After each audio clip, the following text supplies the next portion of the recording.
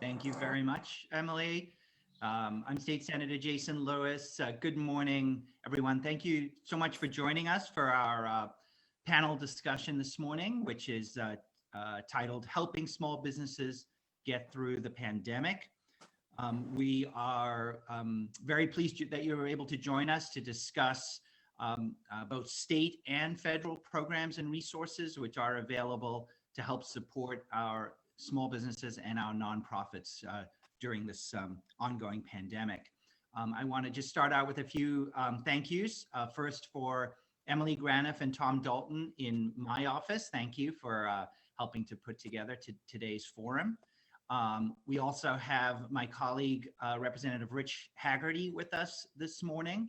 And I want to thank Representative Haggerty and all of the colleagues in the district, including Representatives Altrino, Donato, Lippic-Arabedian, Day, Wong, and Jones for their partnership. You know, the last year has been incredibly challenging for everyone, and it has required, you know, the legislature to work very closely between the House and the Senate and with Governor Baker to address obviously a wide range of public health and economic issues. So I'm very grateful for that partnership.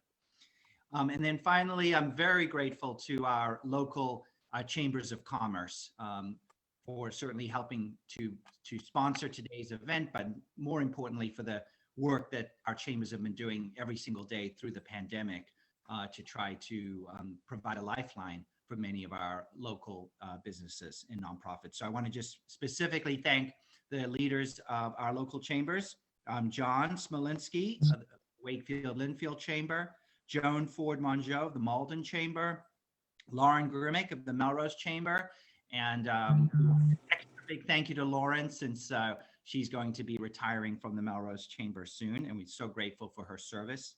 Lisa Egan from the North Reading Chamber, and Megan Day from the Stoneham Chamber, and Kathy Alexander from the Winchester Chamber. As we all well understand, the last year has been a time of extraordinary difficulty for nearly every small business and nonprofits in our communities. I saw a study from Harvard University recently that said the number of small businesses in Massachusetts that remain open for business dropped by 37% last year, while small business revenue in total was down a stunning 44% since the start of 2020. We certainly hope that we are approaching the tail end of this terrible pandemic and the harsh impact it's had on our communities. The vaccination rollout in Massachusetts, I think we will all acknowledge, got off to a rocky start, but it is picking up pace, and we are starting to see some good progress in terms of getting our residents vaccinated. And so we are still a ways to go before we get back to normal, but the indicators are trending, you know, in the right direction here in Massachusetts. In addition to the federal small business assistance programs that Congress has made available over the past 10 months, and obviously we're going to talk about those this morning, our state government has also, wherever possible, stepped in through our state budget, through a major economic development bill, and other ways to also try to provide additional support to our small businesses, including almost $700 million in state grants that we'll be talking about this morning as well. We do certainly know that it can be confusing navigating all these different state and federal programs with different eligibility and application requirements. And so, of course, that's why we're so pleased today to be joined by two experts I'm sure many of you are familiar with, Bob Nelson and Larry Andrews, who will be able to provide us all with timely information about the status of these different programs and answer your questions. So the plan is that I'm going to introduce Bob and then Larry to just give some opening remarks. Then we did receive some questions in advance, so I'll go ahead and ask Bob and Larry those questions on your behalf. And then we would welcome you to put additional questions into the chat and we will ask those questions as well. So whenever you like, feel free to start putting any questions you have or feedback in the Zoom chat, and we will make sure to work our way through all of your questions for Bob and Larry. All right, so let's dive in. First, it's my great pleasure to welcome and introduce Bob Nelson. Bob was appointed District Director of the Small Business Administration's Massachusetts District Office in 2007. Before joining the SBA, Bob spent a number of years with the FDIC and also had many years of banking experience, having been a commercial lender for several New England area banks. We deeply appreciate all of Bob's leadership and hard work throughout this pandemic. In fact, he's joined us previously for a virtual forum. So we are very pleased to have Bob back with us this morning. Bob, over to you. Great. Well, thank you, Senator Lewis, and appreciate the opportunity to be with you and to give some SBA updates and some thoughts as far as where we are and what we're working on and the priorities. But let me start off by just talking about PPP activity, nationwide here in Massachusetts. So the data that I have, it's as of January 31st, and nationwide, you're talking about close to 900,000 approvals, $73 billion. Here in Massachusetts, we're at 23,000 approvals, $2.258 billion, so a significant number of approvals going out to small businesses with this badly needed capital. And, I don't have to tell you, Senator, before we got the bill approved and launched this most recent round, businesses kept calling, they were absolutely on the cliff, wondering whether they were going to be able to stay open. And, this money badly needed at a critical time. But the good news is that, lots of applications are being approved and lenders are getting money out the door to help these small businesses so that they can continue on with their survival and the recovery. But, some of the early data, almost all the loans, so we're talking about 88% of the loans are under $150,000. So we're certainly looking at the smaller of the small accessing these programs, and that's going to also help with the forgiveness, because SBA has come out with a simplified forgiveness form for loans under $150,000. That's one of the recent changes with the new legislation. But we can talk more about PPP depending on questions. But as far as the distinctions between first drawer and second drawer and eligibility, but this is a new technology that we're using as far as how the banks are submitting the applications to us. It's a little bit different than the previous rounds of funding, where for all intents, the banks got an instantaneous approval when they submitted the application to the SBA. But with this go around, there are certain checks that SBA is doing. So there is a lag time anywhere between 24 and 48 hours before that approval comes through. But again, that's going to make it easier on the forgiveness side at the end, because all of these checks will have been done on the front end. But, I'll just talk quickly about a couple other programs. So one is the Shuttered Venue Operator Grant Program that I know a lot of entities are, waiting patiently for when the application is going to become available. And so the application is not available yet, but, this is for movie theaters, live venues, museums. And we know that this industry segment has been extremely hard hit and challenged, but this is a new grant program that SBA is standing up. And, so we're publishing updated FAQs on our website.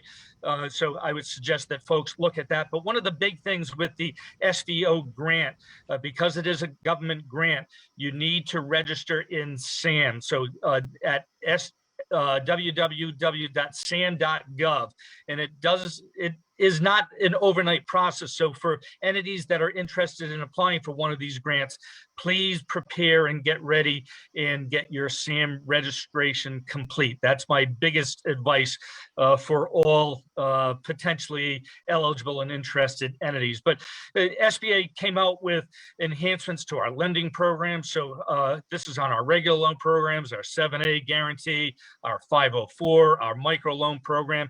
The guarantee is going up to 90%, where we've eliminated the fees to lenders and small businesses. There's easier eligibility for refinances with our 504 program.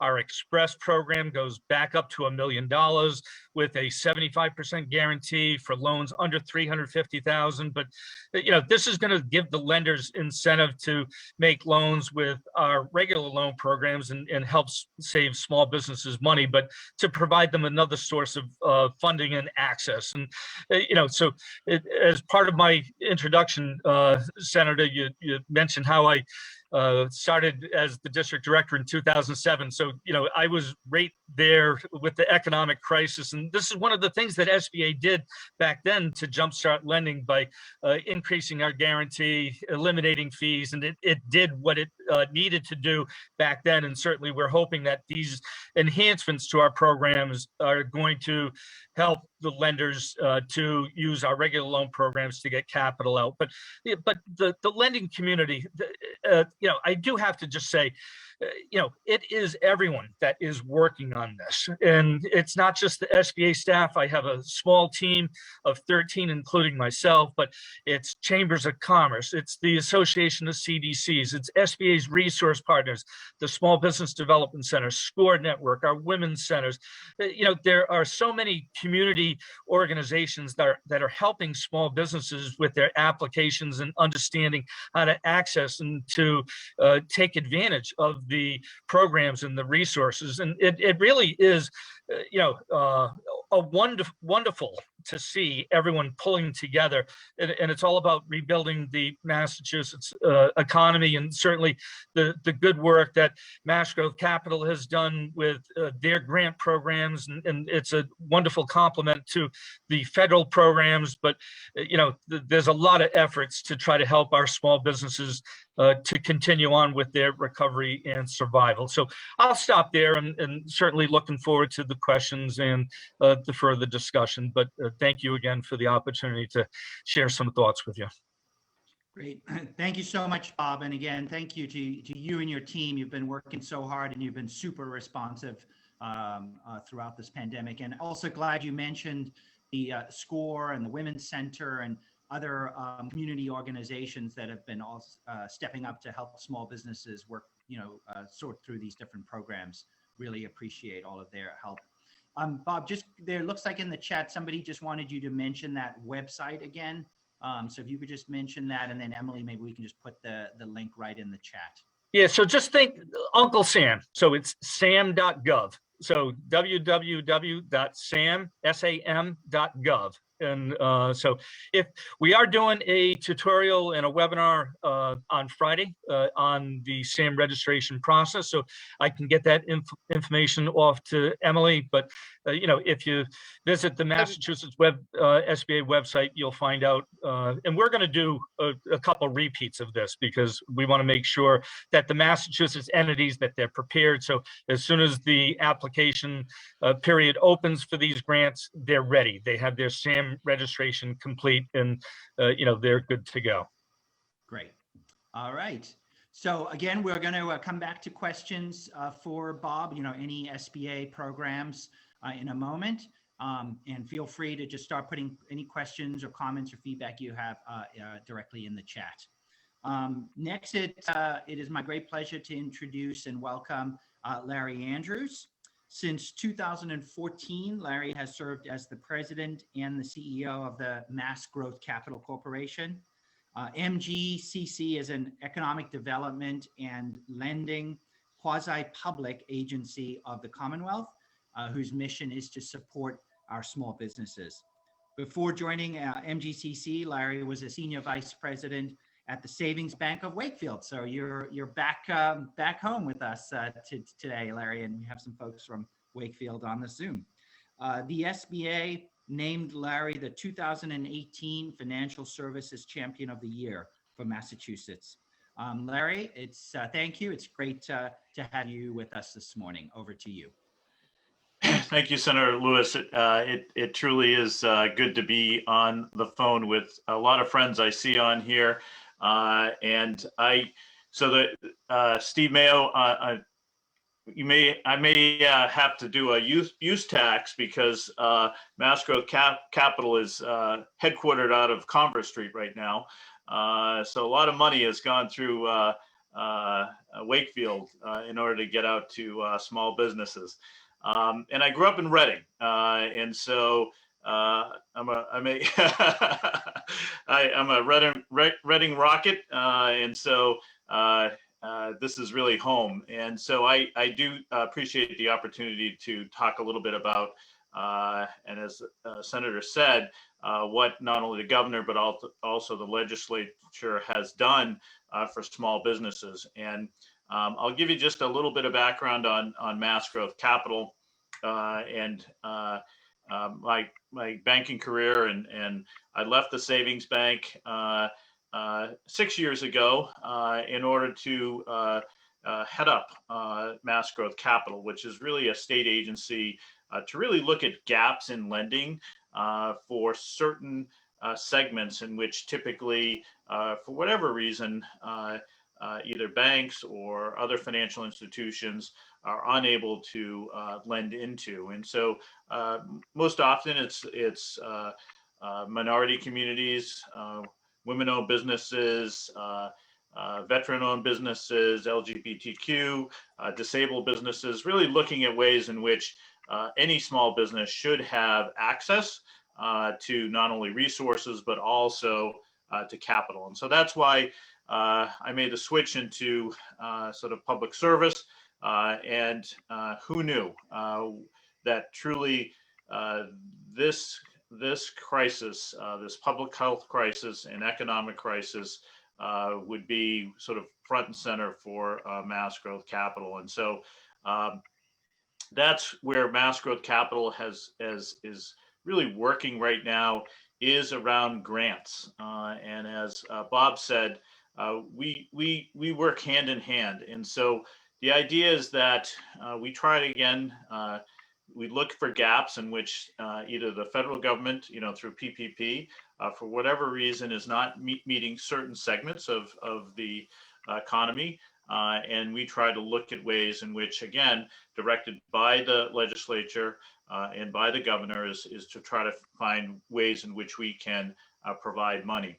What sort of happened over the past number of months is that we started off in October, and again, this came, and I keep saying this because this is really important, that the legislature came up with some money for those gaps that nestle around minority and women especially, and other priority categories.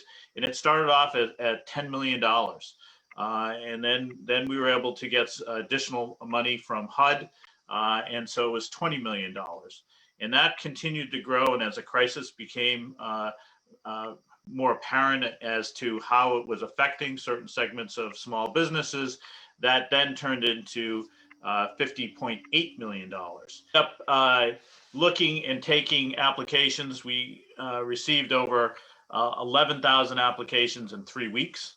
And obviously the need for small business was greater than anybody really anticipated. And so if you look at sort of those programs, we were way out, we were way underfunded. And so the initial round that we did for the initial grant program for the 50.8, it was around 600 applicants. And so we knew that there was certainly much more that needed to be done.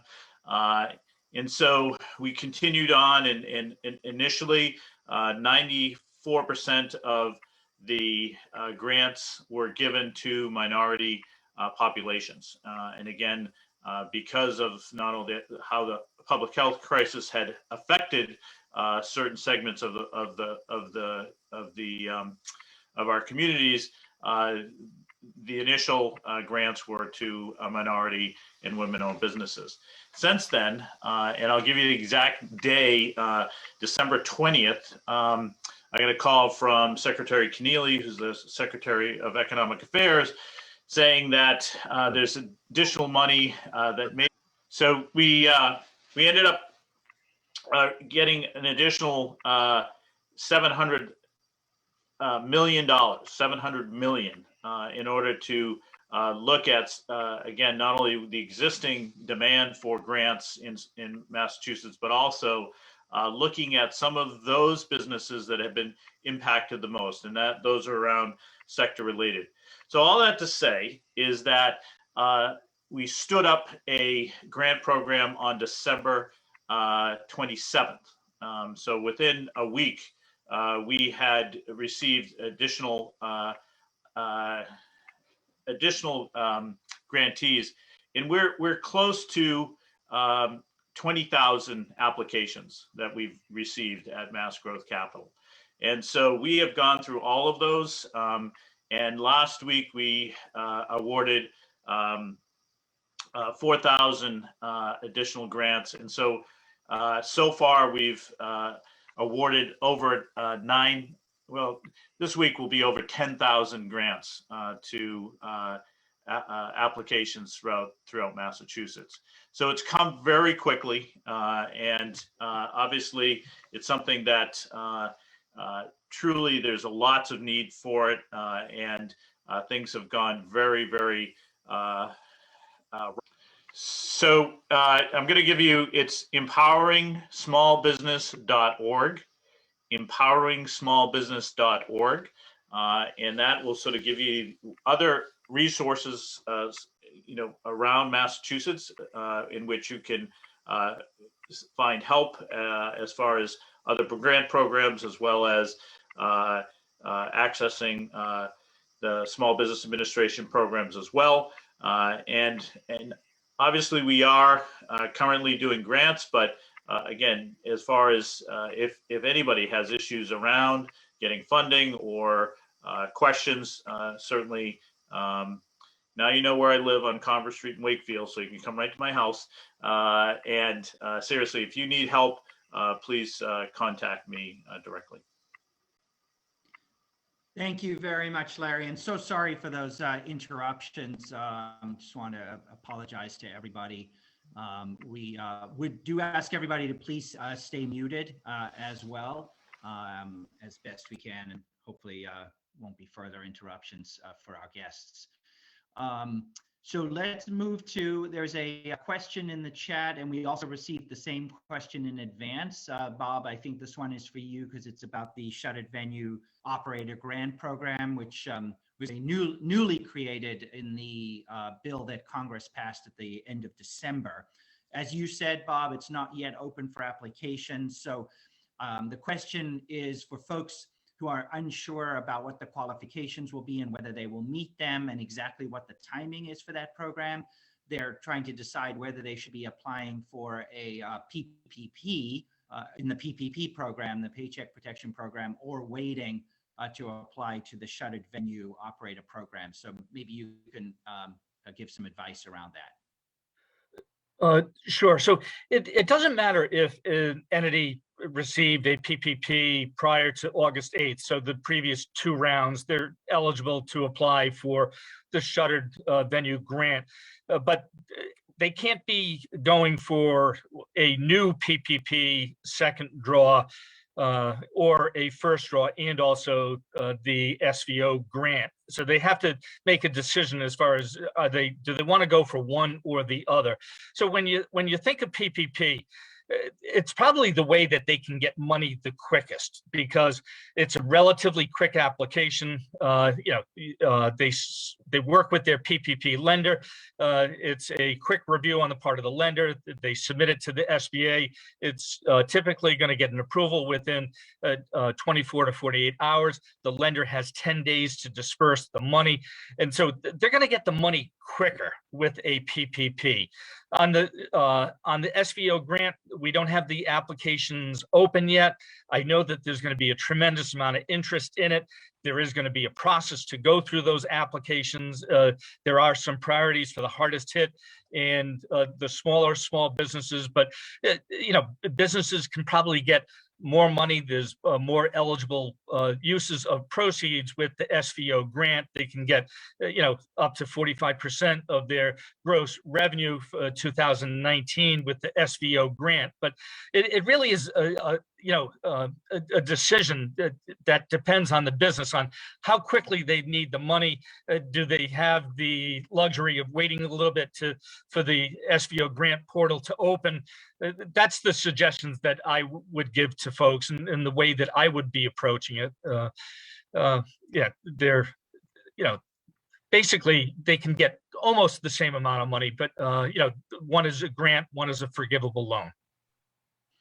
Thanks, Bob. And it looks like Steve Mayo, thank you, Steve, for joining us this morning, has a follow-up question in the chat. The shuttered venue grant question: is there a minimum square footage requirement? And also, will it be available for nonprofits? So there is no minimum square footage requirement, and so it's certainly for nonprofits. So you think of museums, there's certainly one of the potentially eligible entities that have been really hard hit, and again, it's a great program. It's brand new.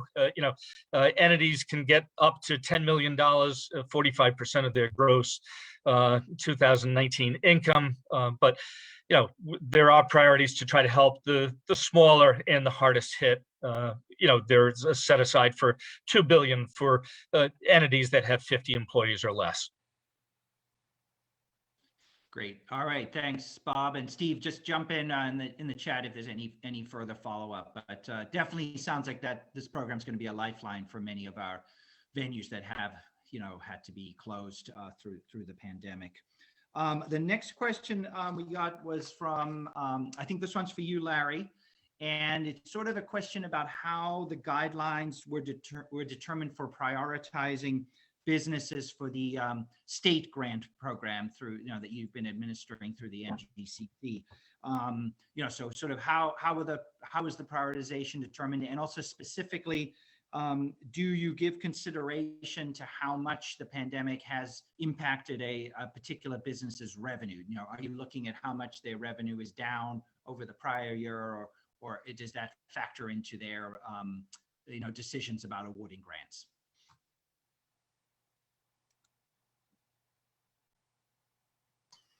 So initially, this really came out of the legislature and the governor as far as priorities as to what, at least initially, what would be considered as a priority.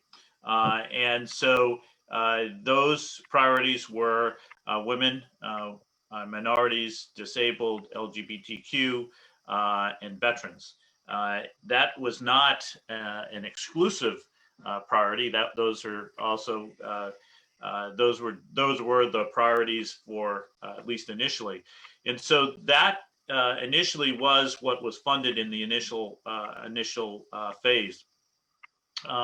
Fortunately, we had more applications than even we thought would happen, and so it then shifted once additional money came. Some came from federal government, some came from the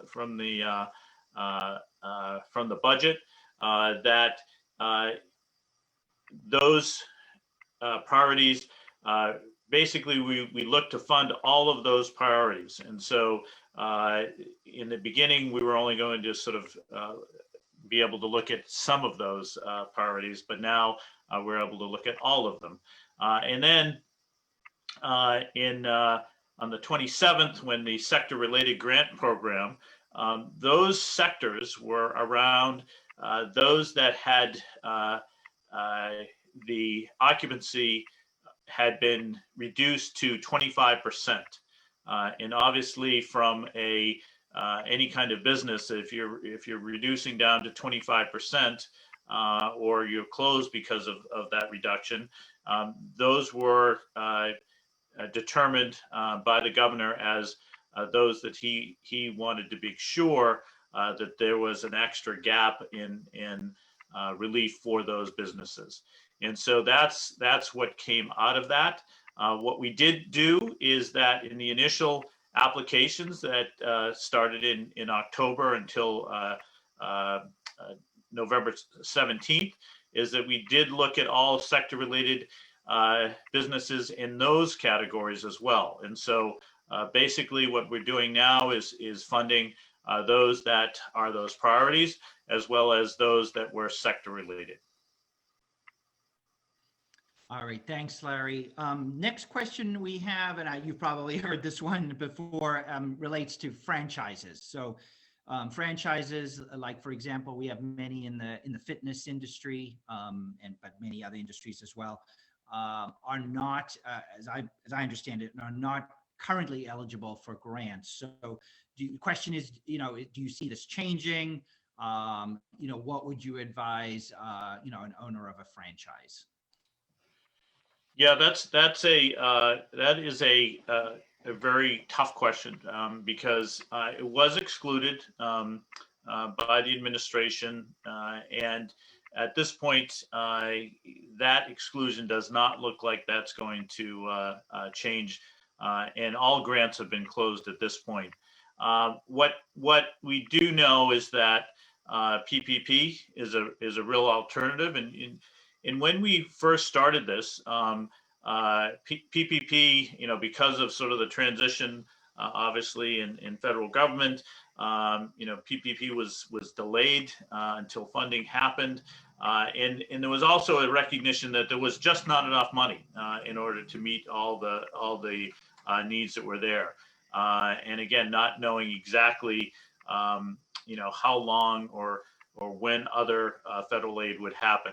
I do think right now for most franchisees, going back and applying for PPP is at this point the best way to get relief.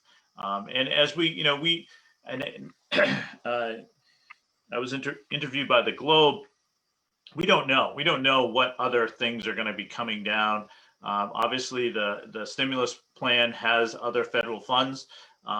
We just don't know how that will be interpreted or how that will happen. I think in some ways what we'll have to see is what happens with PPP. And so far, I think it's been sort of amazing how SBA has been able to have programs that have really meet the needs of businesses. And I think obviously there's a lot more programs, there's a lot more opportunity. I think it's a lot easier, and I think we'll have to see at the end as to, again, what are those gaps, what are the things that need to change. The other thing that is those businesses that either started after June 30th, 19, at least for the state grants, they're not part of this. And so that's another place in which, again, we're going to have to look and see see if, again, whether PPP does meet some of those needs of small businesses. All right, thank you, Larry.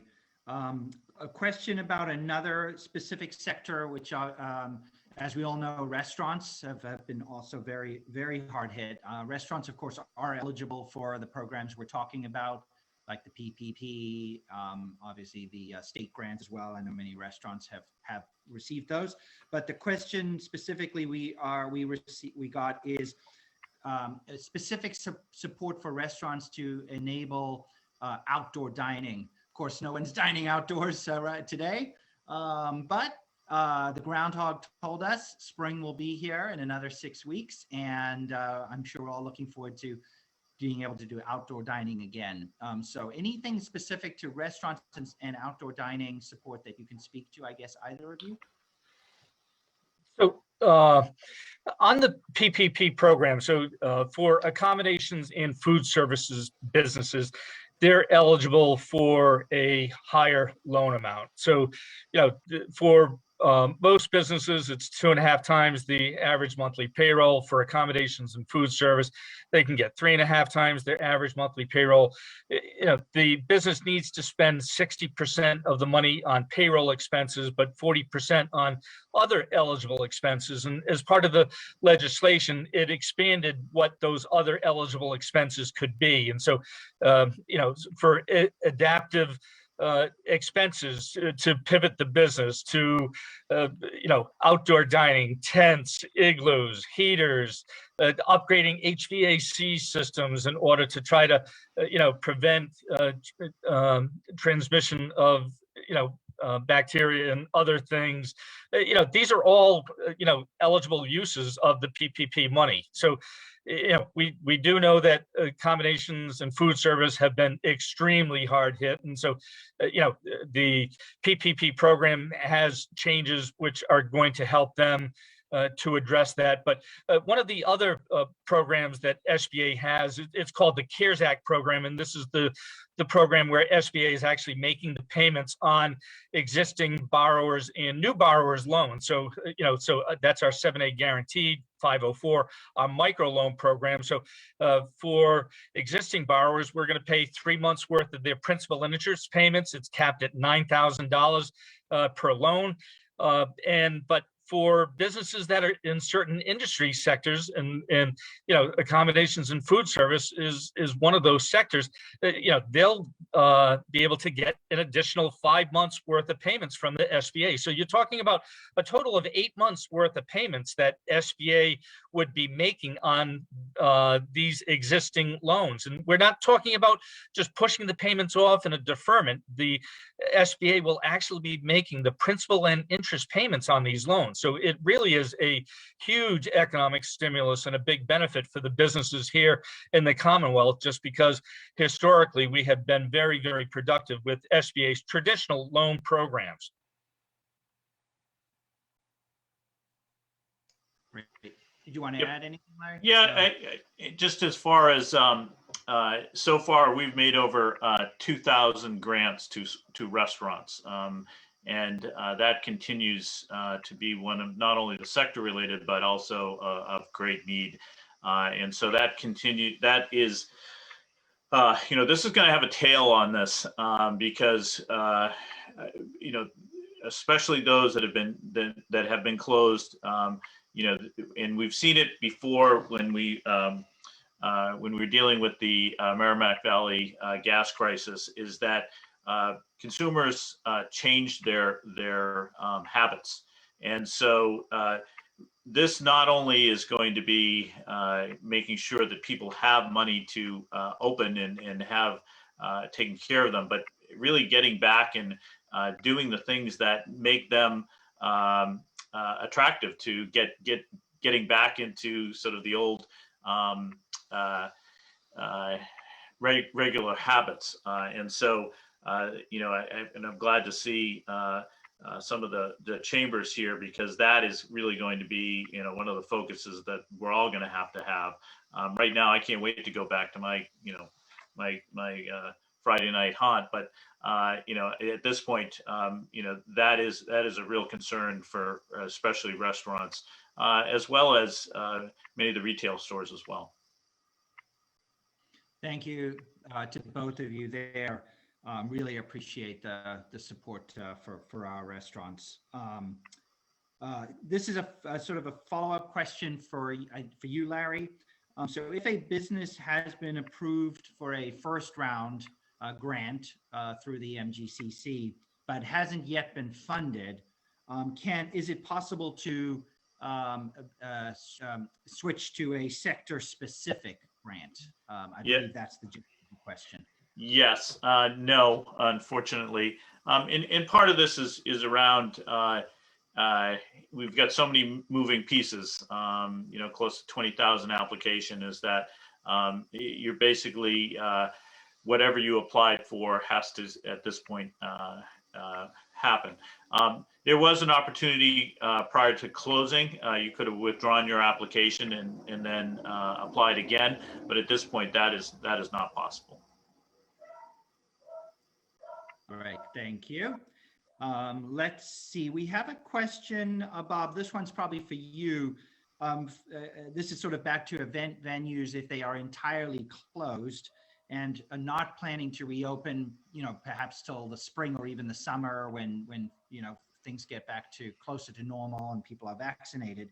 The question is, can they expect the PPP program and potentially other programs to still be available to them, as of then? Or do you have, looking in your crystal ball, I guess, what you expect to be available, looking ahead to the spring and summer? So the application deadline for PPP right now is the end of March. And so we have a lot of money available as far as appropriation. So when the numbers come out today, we're probably looking at 100 billion that will have been used up out of the 284 billion of appropriations. So there is a lot of money that is remaining. So for businesses that want to wait a little bit to put in their application for the PPP, just because after it gets approved, the bank has to close it and disperse it within 10 days. And that's when their covered period starts. And that's when they have to start spending the money. So if they delay their application, keep a gauge on how the money is going, and make sure that they don't lose out. I don't want to encourage anyone to wait too long and then all the appropriations are gone. But certainly, I think businesses have time, but we're in a period right now where people are getting vaccinated. Businesses are being allowed to open up and relax, and so we are starting to see the light at the end of the tunnel, and so but again, with the act, they have the ability to pick their covered period anywhere between 8 and 24 weeks as far as the period that they want to spend this money on. So they need to look at their own business and their own models as far as when they think they're going to be able to best use this money given the program rules. But again, there's a lot of money, and so certainly they could wait a little bit for their application, and that will extend when they have to start using the money based upon the covered period that they select. Great. Thank you, Bob. Senator, if I could just add to that, I think so. The sort of general question is, is this sort of one and done, and we move forward and everybody's going to have to spend for themselves? That's not going to happen, because when you look at the amount of employment that small businesses employ, when you look at sort of how every community really relies on those products and services that are given by small businesses. And if you look back during when Obama first came into the White House, and it was the Great Recession at the time, there's something that came out of the Treasury called the Small Business Credit Initiative, which allowed money that flowed into the states for small businesses. And so that's being talked about again. So not only the help from Small Business Administration, but truly getting money into banks as well as nonprofits in order to make sure that small businesses have enough capital and resources to flourish again. So this is a longer term issue. It's not vaccine and we're done. This is going to be, we're all in this together, and we're all going to have to work together to make sure that these businesses get back to where they need to be. Thank you, Larry, and we're very happy to hear that. And I could certainly chime in from the standpoint of the state legislature. We certainly feel the same way. We're in this, for the long haul for the recovery. And just to Steve Mayo's point in the chat about outdoor dining, that is indeed my expectation that we'll continue to have the same, leniency around outdoor dining, serving liquor, and so on to support, outdoor dining as soon as the weather accommodates and hopefully the snow melts. We know that's been a lifeline for many of our restaurants. I see Gail LaRocca on the Zoom. Gail, don't mean to put you on the spot, but I know you had submitted a couple little more technical questions before. So I'm thinking if you want to go ahead and just ask directly of Bob or Larry your questions around the PPP and the idle loan advance, please go ahead. Right, thank you very much. Well, first of all, you answered the question. I represent the Sons of Italy, which is a function hall, and we're completely closed. And I would not apply for a PPP until I thought I was going to come back online, because I'm going to assume that my business is not going to come back on full force. So I can't afford to bring staff on if I haven't booked the hall. So I think you answered that question for me. The other question is, I received $6,000 of the $10,000 in the EIDL advance. So I understand that I have $4,000, the remainder coming to me. I think your newsletter said that application is not available. Oh, you'll call me. Don't call you, you'll call me. Correct, Gail, that's absolutely correct. So, what SBA had been doing on the economic injury disaster loan advance is we were giving money at $1,000 per employee up to $10,000 max. So with this Economic Aid Act, we received appropriations for what is now called the targeted idle advance. And so for entities that received the advance before but didn't get the full 10,000, if they're in what is designated a low income community, and if they have a 30% economic loss, then they would be eligible for SBA making up the difference and bringing them up to the $10,000. And then for entities that applied for the economic injury loan but didn't get any of the advance money because we ran out, and I believe that was on July 7th of last year. Again, if they're in a low income community and if they can demonstrate a 30% economic loss, then they would be eligible to get the full 10,000. So SBA, small businesses don't have to do anything. SBA is sending out invites to potentially eligible businesses, inviting them to come into the portal to make the application.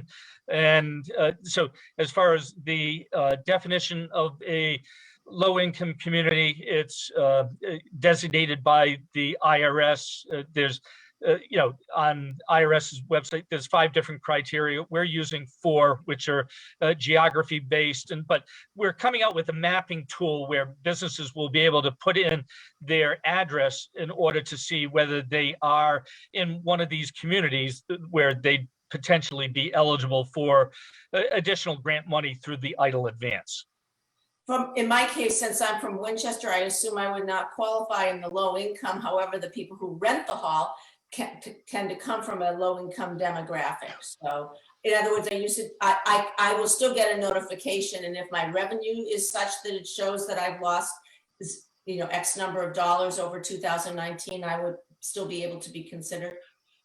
So it's both. So the entity needs to be in the low income community and also to be able to demonstrate the 30% reduction in the gross revenues. And so through this legislation, it really is intended to try to hit the hardest hit, the most impacted, and it's certainly, I know that there are people that fall out of different parameters, but as far as a government program, you have your eligibility, your rules, but stay connected with us through our e-blast, because for those of you who have been with us since last March, you know that, rules and guidance has changed along the way based upon, people that lobby and if you think of PPP second draw, they need to be able to demonstrate that they've had a 25% reduction. And so, businesses are coming at us saying, hey, we have a 24%. Why are we being left out? And, we're missing this by just a fraction. And, so there's all these different scenarios. And I know all businesses have been really challenged through this. And especially, I hear about the function hall. So so hopefully we can help you with a PPP second draw, and so that would be one of the programs that you would be eligible for based upon the 25% reduction. But based upon where you're located, it doesn't sound that it would meet that eligibility criteria as far as a low-income community. So then just to follow up for everybody here, if somebody was to apply for the additional round of PPP, you could not concurrently apply for the shuttered venue. That is correct. They can't be applying for both. Okay. Yeah. All right. Thank you very much. And I appreciate the newsletter, by the way. Yeah, Norm Eng, who works for me, he does a wonderful job. Yeah, tell him good job. Okay. I'll mute. Thank you for the feedback. Thank you. Thanks, Gail. Glad you were able to get those clarifications, and thank you, Bob. I think we're winding down. We have a question here about a business owner who has a restaurant actually in Wakefield. And unfortunately, there's a shareholder, somebody who's not involved in the day-to-day operations of the restaurant, but who did not file his taxes last year. The business owner is asking whether that would exclude the business from being able to apply for a grant. I think he's referring to a state grant, but I know this is fairly technical, but anyone want to take this one? No, I can do that. Yeah, one of the things, and I think even on the I won't speak for Bob, but one of the things that if you're looking for getting money either from the state or federal, you have to pay your taxes. And if you have not, then at least for the straight grants, if you own more than 20% of that entity, then you would be disqualified from getting a grant. Part of also what we ask for our self-attestation that you have paid and up to date on all your taxes as of when the emergency was called back in March. So I think that's one of those things that is a good lesson for any small business and any person that you have to sort of pay. You got to pay your taxes in order to get some of these. Some of this relief, at least on this side. Now, that's not to say that there are other grants that will be available, through sort of non-government entities. But I think if you're really talking about a government grant, then you're going to have to be sure that you're up to date on your taxes. All right. Thank you, Larry. Looks like we're coming up to the 9 a.m. to our end of our forum. So maybe if each of you could just let folks know in terms of getting further information, how to, any further questions that come up in the days and weeks ahead. Obviously, the SBA newsletter, e-newsletter came up as a great resource, but if you could just each briefly mention what the best place is for folks to go for additional information. So the Massachusetts SBA website, sba.gov/MA, you'll find our office directory.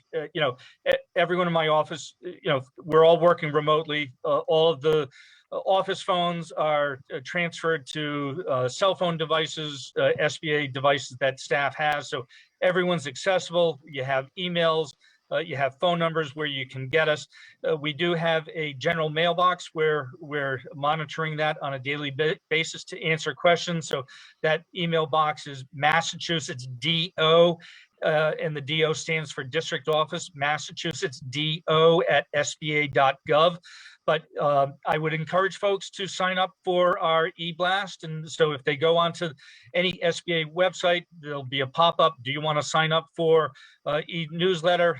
I would encourage you to do it. You put in a Massachusetts zip code, you're going to be getting our Massachusetts e-blast. And it is just a great resource. As soon as we learn information, we push that out. But we also share information about webinars and training events and other opportunities that we know that small businesses would be interested in order to stay current on all of the various aspects of the programs that are out there. And just one last quick plug, SBA's Economic Injury Disaster Loan Program, that deadline was extended through 12/31 of this year. This is a direct loan program where we're offering loans up to $150,000, 30-year terms, no real property collateral, no personal guarantees. It's a great complement to these other capital sources. So if they're interested, they go to sba.gov/disaster if they have not yet applied for an economic injury loan from the SBA. Great. Thanks so much, Bob. And Massachusetts do@sba.gov is the key website, and that is in the chat as well. So just cut and paste that. And Larry, over to you. Final thoughts on how to get further information about MGCC. Yep, I put it in the chat, empoweringsmallbusiness.org. And I would really avail yourself of resources, and I think the Chamber of Commerce really do a great job at making sure that people understand sort of what's available. This is changing often, if not minute by minute. There's lots of opportunities. There's lots of changes. This is a very fluid situation, and reach out. And as Bob mentioned, SCORE, the Small Business Development Centers. There's lots of resources that are really, this is their full-time job trying to figure out where the best place for businesses to access relief and capital. And so, again, I put my email in there, as well as you can always call us at Mass Growth Capital. And again, thank you for the opportunity to be here today with you all. Great. All right. Well, thank you. And folks, apologies again for the just disgraceful and disgusting Zoom bomb that we experienced during this forum. It's really really disappointing and outrageous, but we soldiered on. And thank you so much to Larry and Bob. Thank you to Emily and Tom from my office, again, to our chambers for their great work, and to my colleagues in the legislature. Again, if you have any further follow-up, don't hesitate to reach out to my office anytime, and we will certainly try to track down further information or get any answers to questions you still have. And thanks again, everybody. Have a great day, and happy Valentine's Day as well. Thank you. Take care.